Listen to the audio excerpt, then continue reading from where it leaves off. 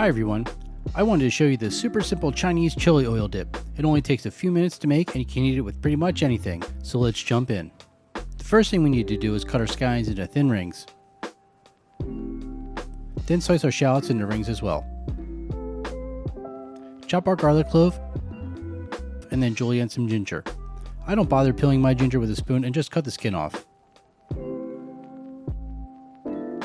And the last thing to cut is our chili pepper, and you can use a spicy fat pepper that you want.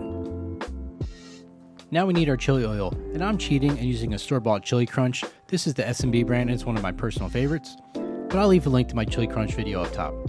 Add in some toasted sesame seeds, cracked black pepper, toasted sesame oil, and soy sauce. And that's it.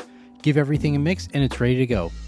This dip is great with so many things: grilled pork chops, dumplings, steamed fish, crispy fried shrimp, or even with stir-fried vegetables. The possibilities are endless. Thanks for watching and see you next time.